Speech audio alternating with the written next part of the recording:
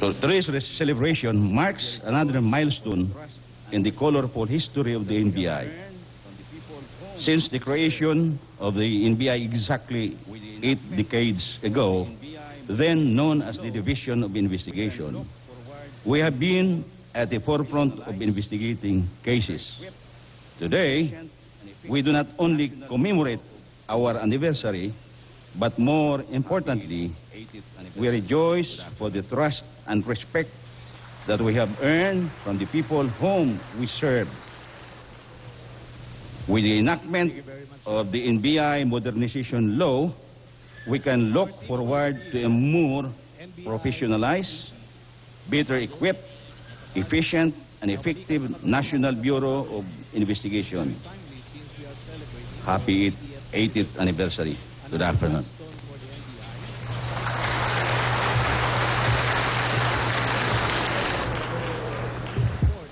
Thank you very much, sir.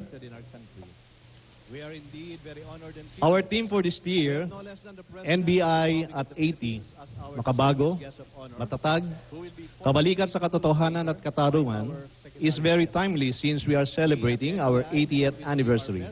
Another milestone for the NBI, aside from the approval of the NBI Modernization Bill this year. We are also in full support of the change the President wanted in our country.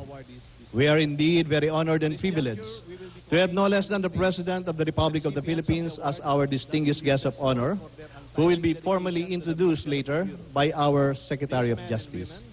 We at the NBI will always give our best and continue to keep up with remarkable outputs in terms of cases handled and in other facets of public service. This mark of excellence will be personified by our awardees this year.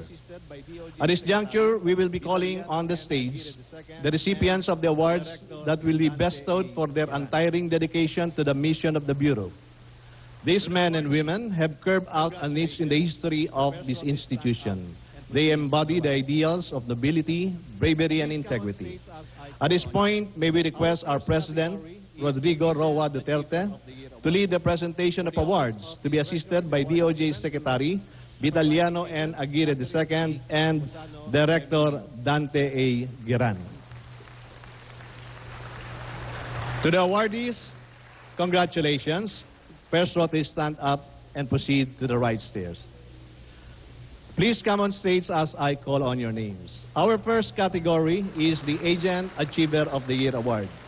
For the Office of the Director, the award is given to Supervising Agent Catherine A. Camposano Remigio.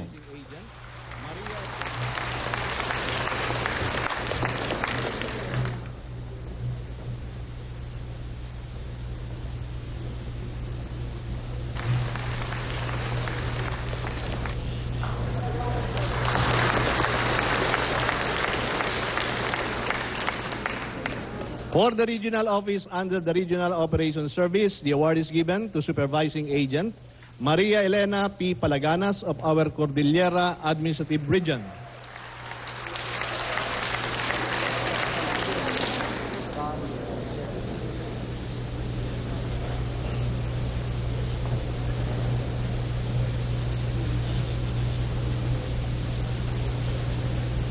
For the district office under the Regional Operations Service, the award goes to Agent Maria Teresa G. Bangayan of our Bayumbong District Office.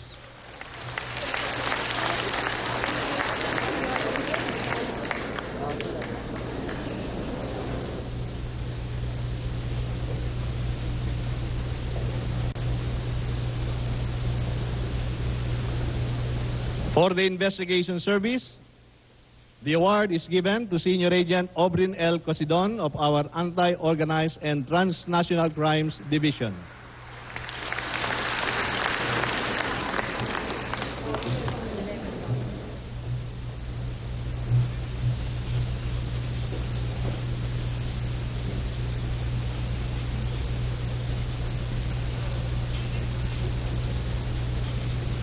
For the Intelligence Service, the award is given to Agent 1 Jefferson T. Moral of our Counterintelligence Division.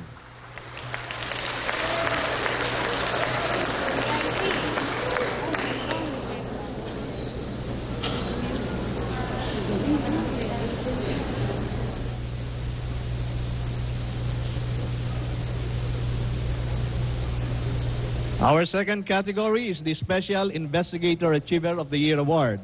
For the Office of the Director, the award goes to SI3 Weni B. Paredes of our Internal Affairs Division.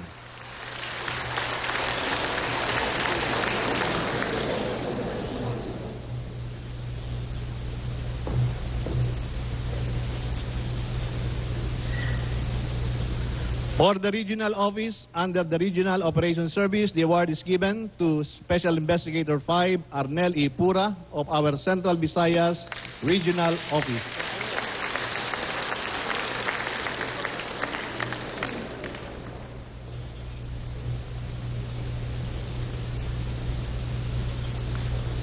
For the district office under the Regional Operations Service, the award is given to Special Investigator 3 Agustin C. Bataclao of our Bayumbong District Office.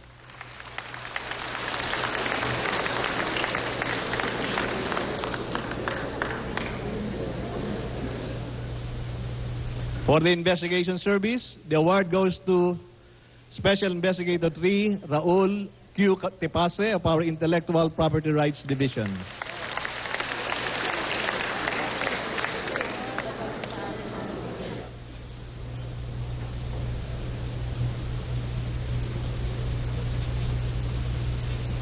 For the Intelligence Service, the award goes to Special Investigator 3 Anthony Alfred I. Vita of our Counterterrorism Division.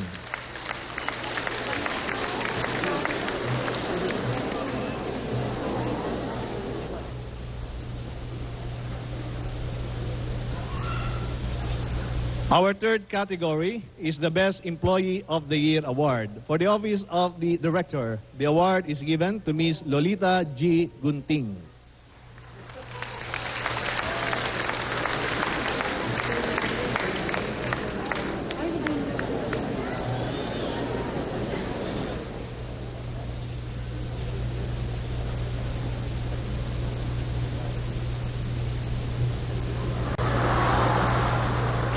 For the regional office under the Regional Operations Service, the award goes to Renato J. Pablo of our Cordillera Administrative Region.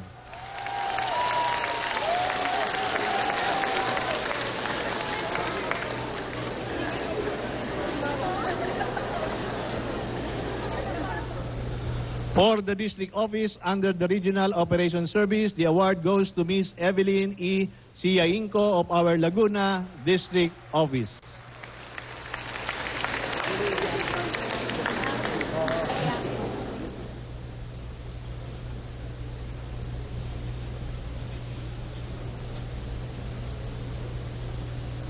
For the Investigation Service, the award is given to Ms. Evelyn B. Kalising of our Anti-Fraud Division.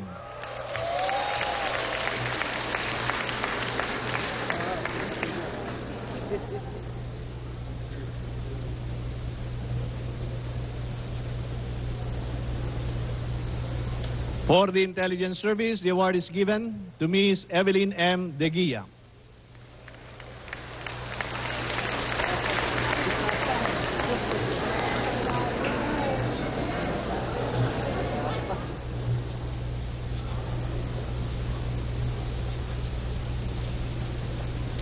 For the Forensic Investigation Service, the award is given to Mr. Freddy C. De Vera of our Identification and Records Division.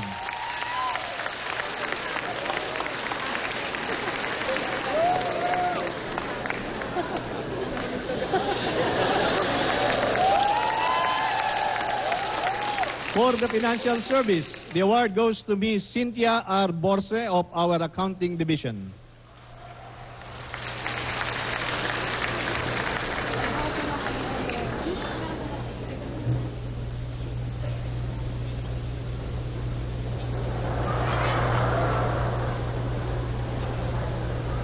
For the Administrative Service, the award goes to Ms. Helen Grace C. Premasio of our Information Division.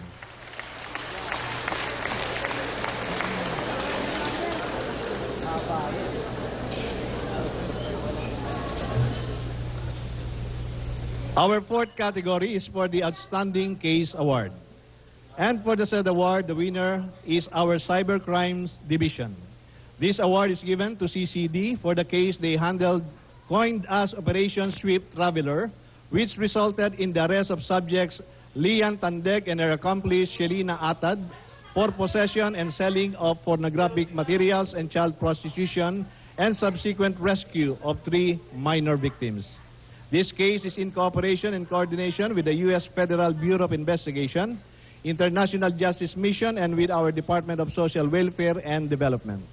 Aside from recognized internationally, this case was swiftly decided by the court because only last October 26, 2016, Tandeg and Atad were found guilty beyond reasonable doubt by the Angeles City Regional Trial Court, 3rd Judicial Region, Branch 61 for attempted trafficking in persons and sentenced to suffer an imprisonment of 15 years and a fine of 500,000 pesos.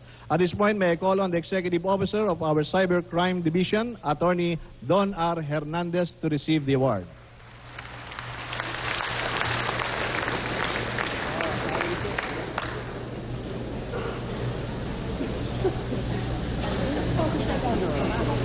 Our fifth and last category is for the Best Organizational Unit. For the best unit under the Office of the Director, the award is given to our Information and Communication Technology Division. Madam Emeline M. Awanan will receive the award.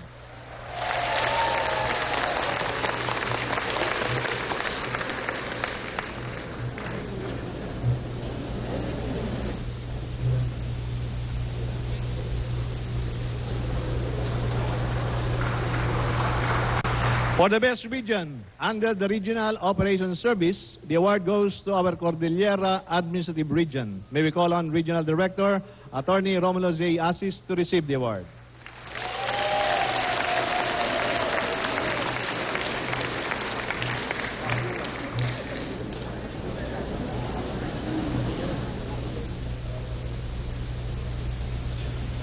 For the best district under the Regional Operations Service, the award goes to our Dagupan District Office. Agent in charge Norman A. Tolosa will receive the award.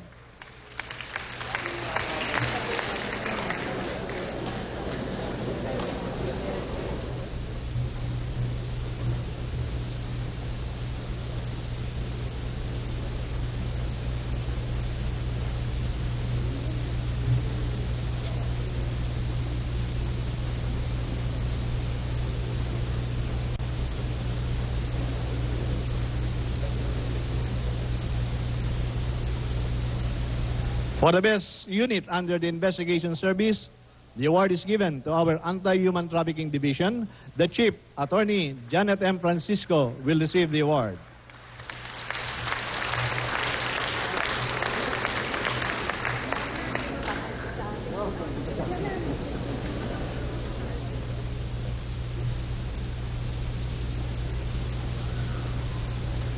For the best unit under the Intelligence Service, the award goes to our Counter-Terrorism Division. Chief Raul S. Manguera will receive the award.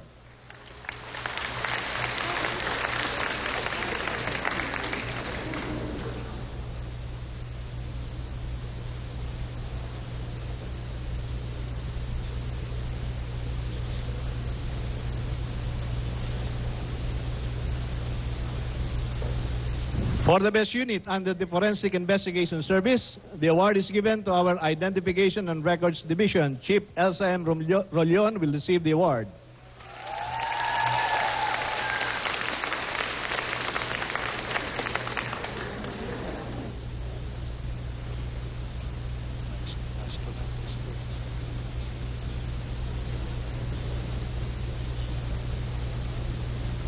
For the best unit under the Financial Service, the award goes to our Budget Division. Chief Rodrigo Sibucauto will receive the award.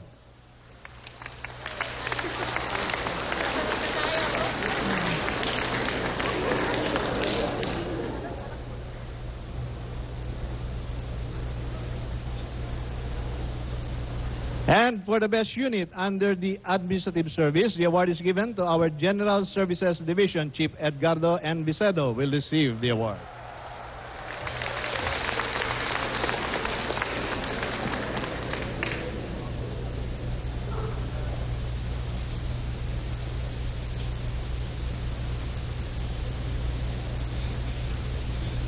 There you have it, ladies and gentlemen. Let's give the awardees another round of applause. Again, congratulations to the awardees. We will be looking forward to your continued commitment and hard work. We now come to the main highlight of this event, and that is the message of our guests of honor. And to formally introduce our speaker, please join me in welcoming our Department of Justice Secretary, Attorney Vitaliano N. Aguirre II.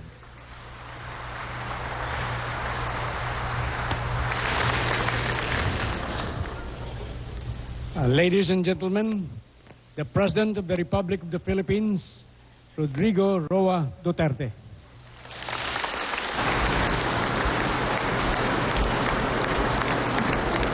Kindly sit down. Maraming salamat po. Secretary Vitaliano Aguirre, Director Dan Tigran, members of the Diplomatic Corps, distinguished guests, fellow workers in government, my countrymen. You know, when you are a president of a progressive, industrialized, balanced economic country, it's heaven for the rulers. But if you are a president of a country that is racked with rebellion, extremism, and the flooding of drugs, sometimes it can be hell. And sometimes you really ponder whether or not it would be right just to resign and say that you just invent an ailment and say that I'm suffering from this cancer and I'd like to take a rest. You know, countries like the Philippines, you do what is right, it is wrong.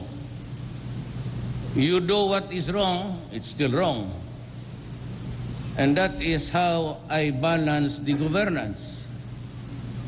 Whether to do wrong or to do right, to commit a wrong or do a wrong thing to make it right.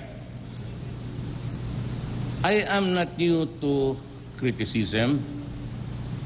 Like Mayor Lim of Manila, sir, magandang hapon po.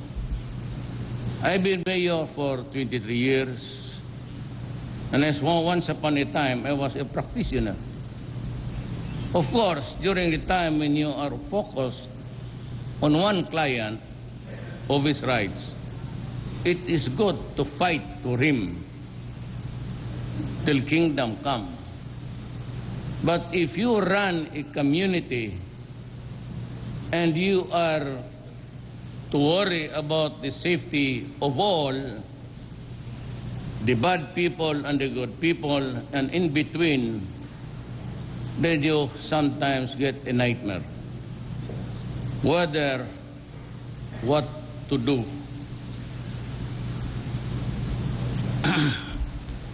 I was a prosecutor for 10 years. And I was doing trial work for about 8 years. And I've seen so many cases, people acquitted because they were really innocent. But I saw so many of my cases also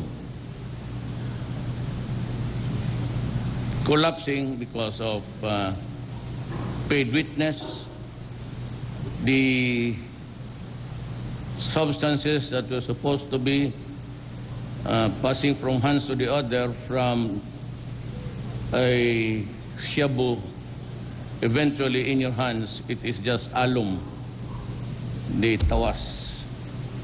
And it could be, sometimes you begin to be despondent on how you really would want to do your case. But in almost all of the societies here in this planet, there are always people who are evil and those who are not. And we would like to see progressive laws that would promote and enhance the life and the quality of his environment. Good. But sometimes there are evil persons would want to make money at the expense of the blood and over the bones of his countrymen. For us who have been leaders for a time, we are now made to choose. We choose sometimes what to do. Either we do something to protect society or do something sometimes wrong to protect society. What about the laws? What about the rule of law? The rule of law is good if the rules are followed. Very easy to say rule of law.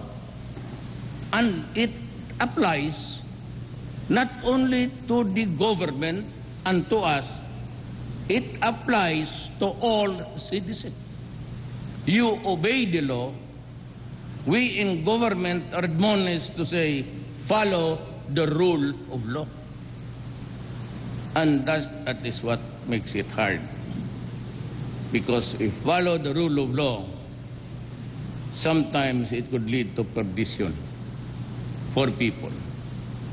And always the accountability of failing to protect the taxpayers and those who rely on the government for their safety and for their lives, they lose the gamble in the process. And when it's time just to say, we are sorry, we failed to protect you.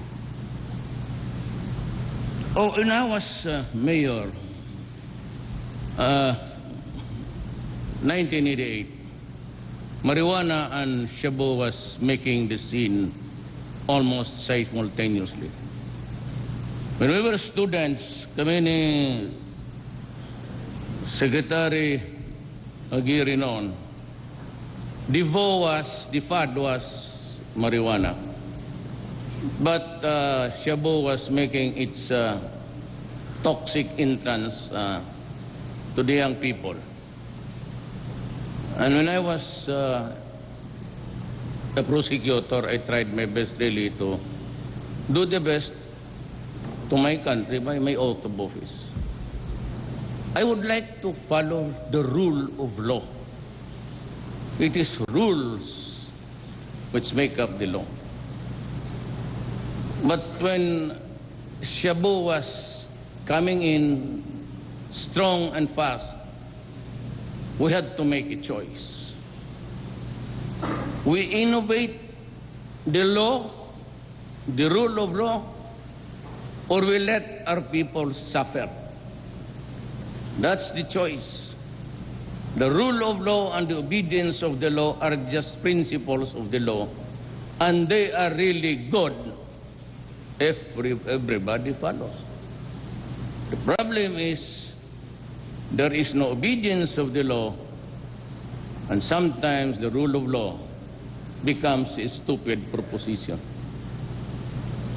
When I became mayor in 1988 in Davao City, I simply just told everybody, go out of my city and do not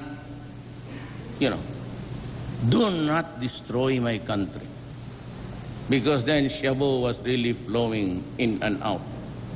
A very porous republic because we are islands with the longest coastline. Those of you who wish to destroy my country and deprive us of the generation of people, go out because I will kill you. That was the statement. And for those who followed, well, to this day, I would thank them for just getting out of the city. Those who chose to fight, well, I told my law enforcer, and one of them is the PDEA chief now, General Sid La Peña. It was during his time when he said, we will be harsh. And the order is simply this. Go out, arrest them if you can. But if there is no peaceful method of doing it, and you are presented with a violent resistance, thereby placing in jeopardy your life, you shoot the son of a bitch. Shoot them dead. That was the order. And for a reason. You know why? It came from other sources, Americans. It was not our study. It was studied as a result of that long line of boundary between America and Mexico. To date, there has been 63,000 people killed in the internecine conflict there. Ours is 3,000. We do not know how many. We have an accurate count of those who defied the law and got killed in the process. But we do not have the truth and the statistics of how many of the 3,000 were killed, were murdered. But when the human rights came, they would always say, Duterte, under your administration, you have killed 3,000. And I tried to explain that this was not all out. Remember, I fired 6 generals when I assumed the presidency for involvement in the drug industry. There is a guy here now, just recently, we're digging into the records of the case, and he has not really a fake corporation, but a setup just to launder, to wash the money. And to date, we have the accounting of 5.1 billion pesos. 5.1 billion pesos. One family. You know what? Used to be the NBI, the premier law enforcement agency in this country, I would say. Lawyers, accountants, and well-educated guys. There's a qualifying exam. You cannot come in, you do not do anything. Do that.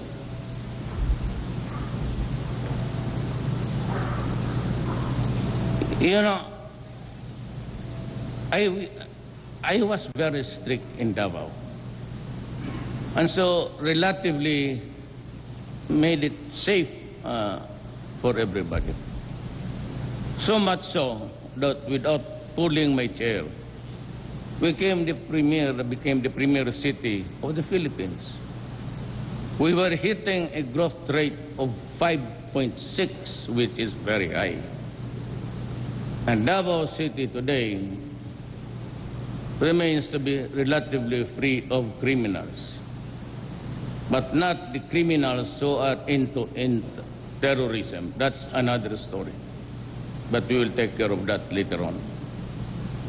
So ganon ang nangyari.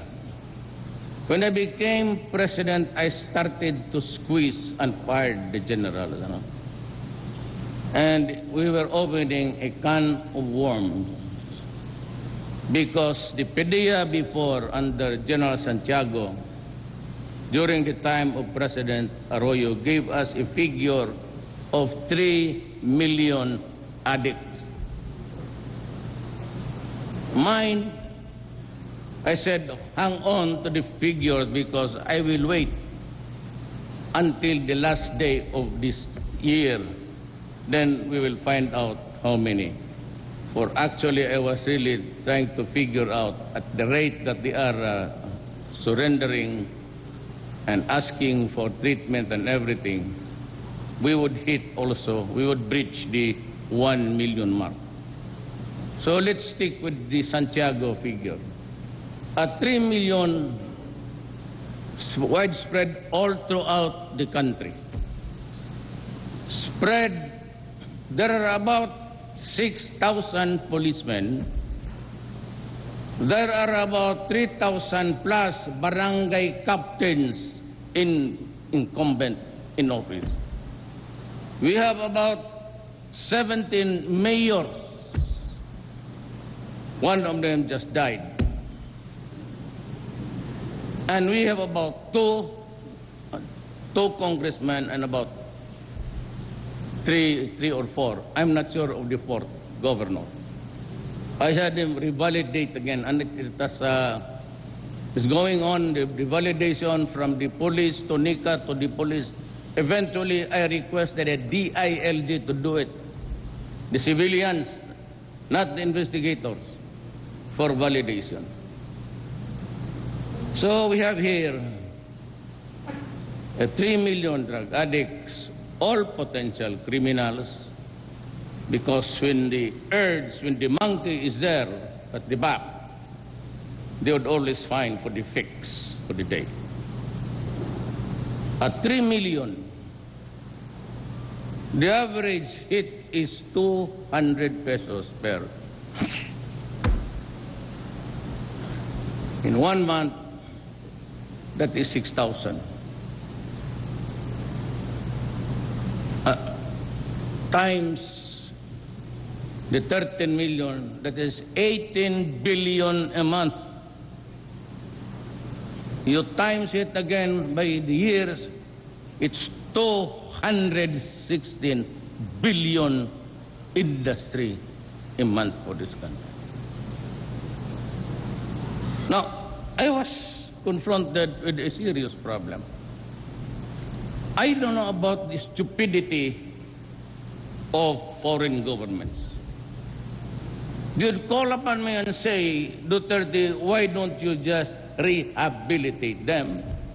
Place them in houses where you can treat them, maybe detoxify their disease, and come up with a better record of human rights. Correct. That is correct if you have the money. Now, my countrymen, remember that I entered the presidency midterm. And so I am now operating on a budget that was prepared the other year by President Aquino. Half of the budget is gone.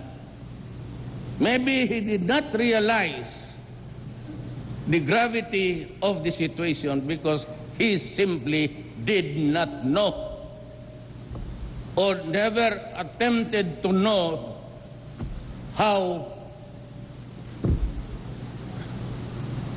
much was the scale, the dimension of 3 million. If they don't have the money, they kill, they rob. And when the study shows that the Mexican and joint force there, task force, that shabu, constant use of the chemical would shrink your brain. And the neurosurgeon says that if the brain has shrunk, rehab is no longer viable. That is the problem today.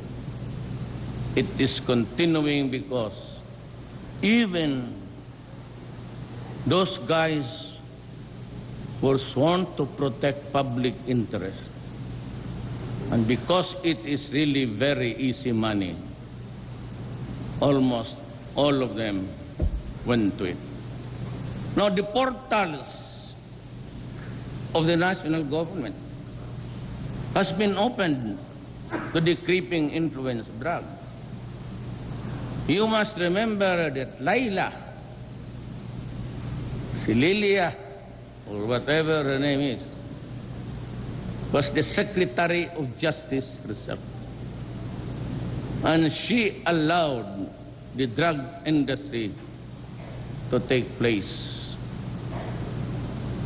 You yourselves, you are the agents.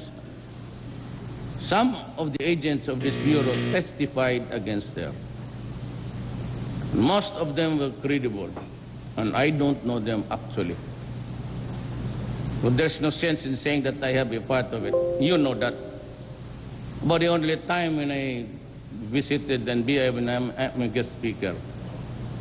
But there was a day which I would like to have come here and, you know, there are things which I certainly do not like, but we are in a crowd. You have to do more.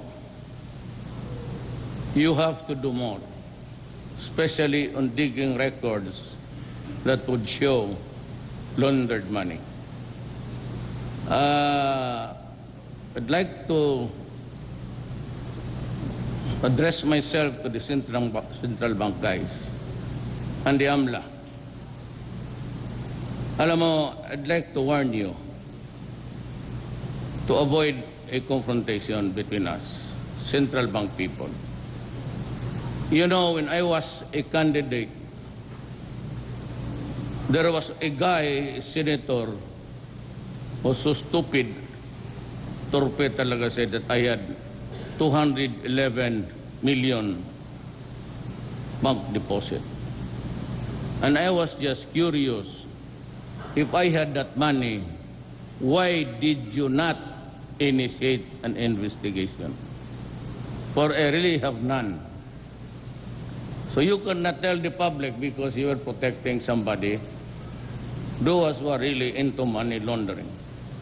My case was just simply to us, tell the public how much is my worth in this world. And the Secretary of Justice now says that you are hard to deal with. You better go to the Secretary of Justice or I will go to you. I will call for you and you have to answer so many questions to me. You choose. Either we cooperate in this government as a republic to protect and preserve our people, or do not make it hard for us, otherwise I will make it hard for you. Simply I said, you failed miserably. Eh sinabi na nga may 200 million. Bakit hindi niyo ako inimbestigar? So that the people would have known. You're also a part of the garbage which I resent to this day. And do not give me a reason to have a confrontation.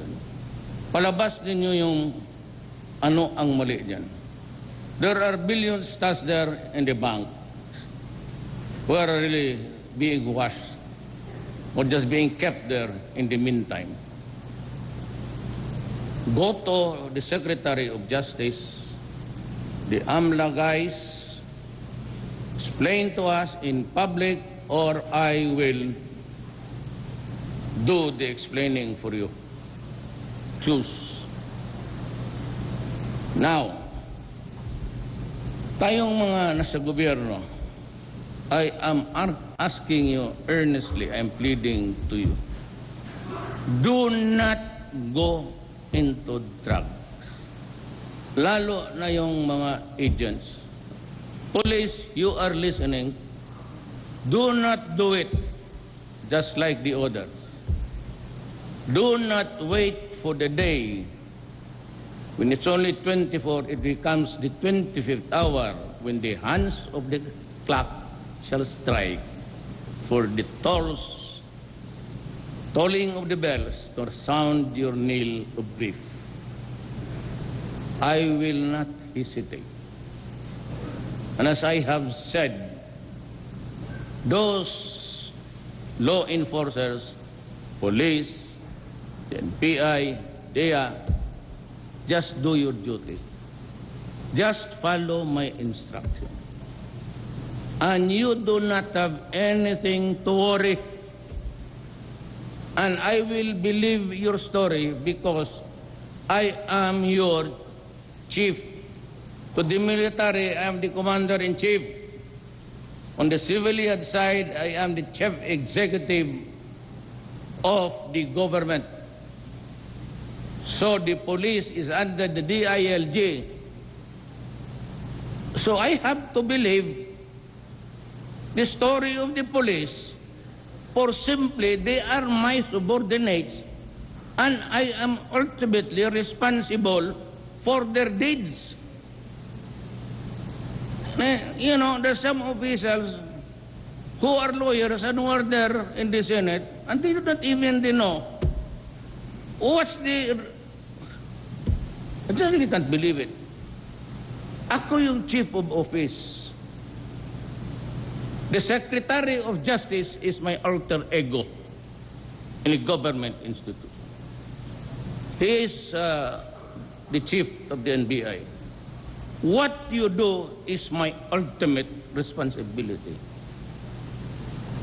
Now, the PNP is another bureau under the DILG, Department of Interior and Local Government.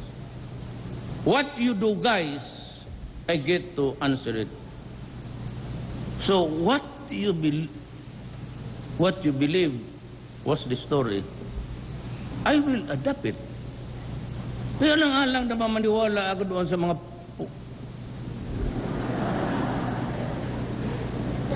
Sino paniwalaan ko? Yung police ko, yung NBI ko, sila.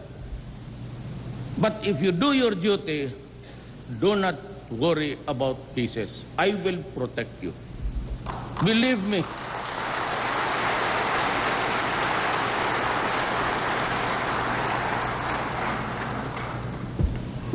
Just do it right.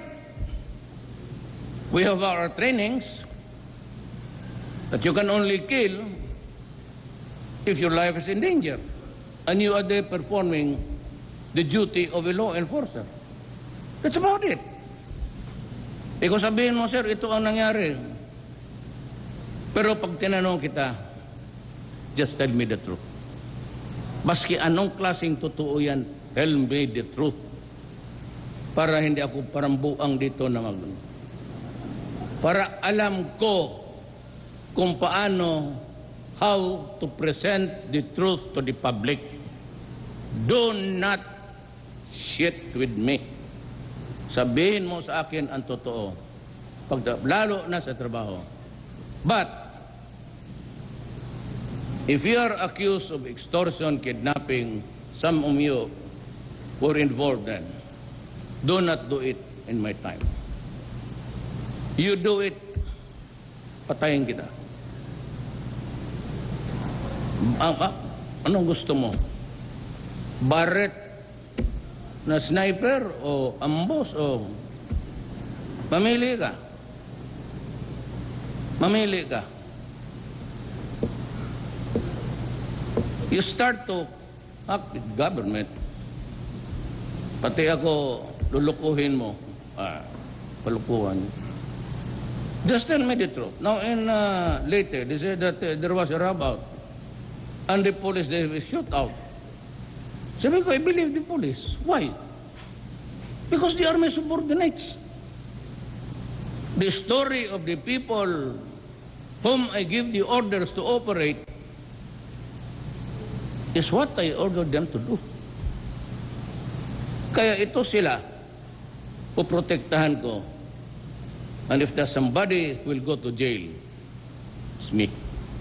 I will assume full legal responsibility. If it means to say that I'd rot in jail, so be it. No worry, I'm old. Just a few years.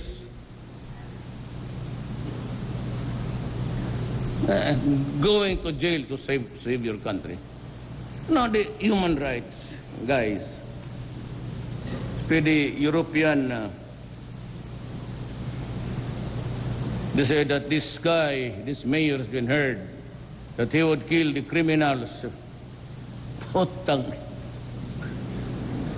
When has it been a crime to say, I will kill all the criminals who will harm our people? When was it wrong to say, do not destroy the next generation of my country, or else I will kill you? What is wrong with that? And they want me to face the International Court of Criminal Court. then, my God, if you have the goods on me, file the case and stop yakking. So that got me into quarrel with. So whenever you say every day in the international news networks, I was telling you that 3,000 is not ours. Would you believe it? The first round was not ours. They were doing a cleansing and purging among themselves so that they would not be dragged into the crime scene. I was telling them that and nobody believed me. So what did I do? So I said, putang ina ninyong at mga letse kayo na mga gago kayo, mga iyo, mga bobo. Talaga naman bobo kayo. When is it wrong to say, do not harm my country because I will kill you? Is it wrong for the Arabs to say that now? Is it wrong for the Syrians to say it now? Was it wrong for the Iraqi forces to fight? Because their country was being invaded by the United States because there were weapons of mass destruction, only to find out that there was none. Would it be wrong for the Iraqi soldiers to say, we will fight you now, this time as terrorists? What you did. And that is a problem, because before I go, I would say that we have to solve continually. It will be a continuous game of the drug because of the money and the looming terrorism in this country. We have a very strong rebellion in Mindanao. Terrorists in Sulu, kidnapping people almost every day, putting a shame to our country. Every time they do it, they slap us internationally. I've been to Indonesia to talk with President Widodo. I just came back from Malaysia, and we have agreed, and our people are talking now. I am not at liberty to tell you what it is all about, but it means fighting terrorism. Terrorism. Can you fight them with human rights?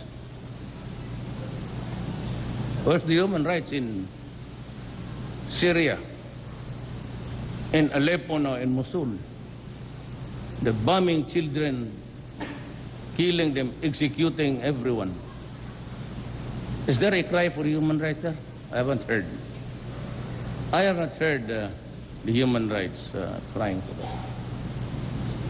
But we have to prepare for it. Because once the terrorists of the Middle East are deprived of a land area, a real estate where they can sleep, stand on, or just simply sit down, they would wander to other places. And they will come here.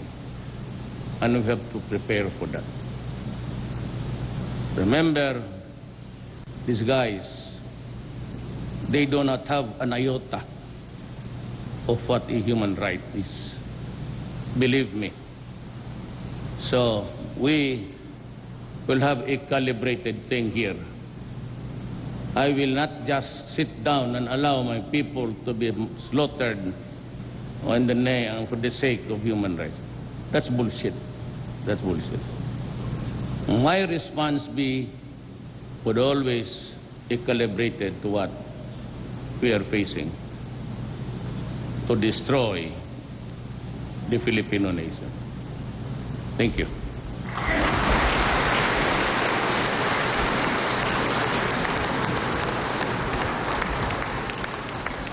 Thank you very much, Mr. President Rodrigo Roa Duterte. May we request President Rodrigo Roa Duterte to please remain on stage for the photo opportunity. May also request the following to go on stage for the photo opportunity with the President. This is actually in 3 batches. I would like to call first the first batch, and the NBI awardees, please come forward.